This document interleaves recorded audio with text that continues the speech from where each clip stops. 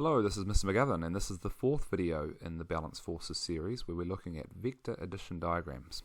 So we'll look at what they are, some rules about them, and some examples, and then finally another way to find out the total force on something, which is components. So if we have a nice simple situation where a box is stationary on the ground, it's easy to see that these forces are balanced, and you probably don't need to do anything else with it to show that they're balanced. But what if we had a situation like this? Are these forces balanced? It's a bit harder to tell. So, we use a process called vector addition diagrams. What does that mean? Well, vector, we've come across and you've seen in your physics class, is just a fancy word for an arrow. Addition is addition and diagram is a diagram. So you put those words together and you've got a vector addition diagram are diagrams that show how the arrows or force arrows are added together. There are rules, just like in drawing the force diagrams, there's a set of rules that I want you to follow to find out what the total force is using vector addition diagrams. The first thing is we start with a completed force diagram, so based on video 3 that we've already done. We pick one of the forces, we redraw it, we have the same angle and the length for that force, and then we take a second force and we redraw that second force head to tail. I'm going to go through an example of this so you can see it in the process. I'll go through actually 3 examples of this. So we start with one force, we redraw it. With the second force, we add that force head to tail. We repeat this until all the forces are on the vector addition diagram. And where you started your first arrow, the tail of the first arrow, to where you finish the last one, that is your total force.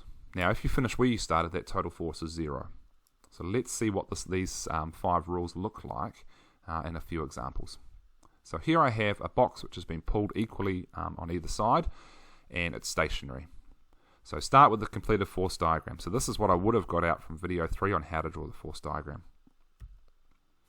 So pick one of the forces and redraw it. So I've picked the force of gravity on that box, and I've redrawn it out to the side. Now pick a second force. So this force is redrawn, same length, same angle, but started at the head of the first arrow. And we call this adding the vectors head to tail. So here's my first arrow here. This end of my arrow I call the tail, and this end of the arrow I call the head. So my second arrow that I'm going to add, which is going to be the tension force from person B, I'm going to add that to the head of the first one. Right? So you can see we call this head to tail. So the head of my first arrow meets the tail of my second arrow.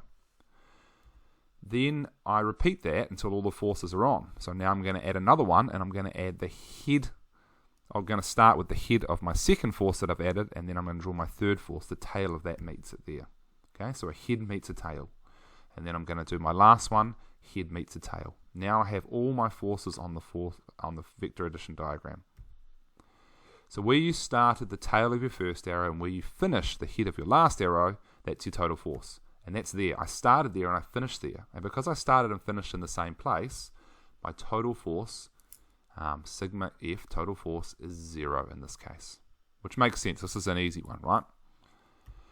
Right, let's look at another one. We have an accelerating car. So here we have the forces are not balanced. We're going to go through the same process. You always start with the completed force diagram. Pick one of the forces and redraw it. I like starting with gravity first. Now I'm going to pick a second force, and remember I'm going to add that to the head of this one. The tail of my second force is going to meet the head of my first force, head to tail, and then I add my third force, and that's all the forces I have to add, right? Now where you started the tail of your first arrow and where you finished the head of your last arrow, so the tail of my first arrow and where I finished is the head of my last arrow, that's my total force. So I can put, and I put for my total force, a double-headed arrow in there. So where I started from to where I finished is my total force. And that makes sense. This car is accelerating to the right.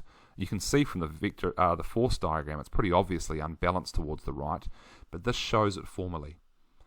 And here's my total force to the right. And I put, again, a double-headed arrow for that. So let's do a more complicated one, the one we had to start with, where something's on an angle. So we start with the completed force diagram. I've shown you how to do this already. Pick one of the forces, redraw it with the same angle and length. Again, I like to start with gravity. So I've redrawn it out to the side. Exactly the same length, pointing downwards as well. Pick another one, add a head to tail. So there's the tail of that, there's the head. So I'm going to add the normal force, and I'm going to make sure I draw it exactly the same angle as it is on the force diagram, and the same length. And then I add my last one here. And you can see, in this case, where I started from and where I finished from are in the same point. So therefore, in this case, just like in our first example, the total force is 0. Right, finally, there is another way to do this, to work out the total force on things, and that's called vector components. So I'm not going to teach you how to do it in this video. Your teacher may wish to teach you this. It has the same outcome as using a vector addition diagram. However, I generally don't teach it myself, and the reason I don't teach is I find that students confuse vector addition diagrams and components. They try and use both or parts of both ideas on the same diagram, and it gets messy and end up getting it wrong. So I just teach the one for now. However, if there's any aspiring physicists in your class or scholarship students, they should definitely learn both methods, and I'll figure out which those students are and end up teaching both methods to just the 1 or 2 students per class, because I know everyone else is going to probably confuse the two methods.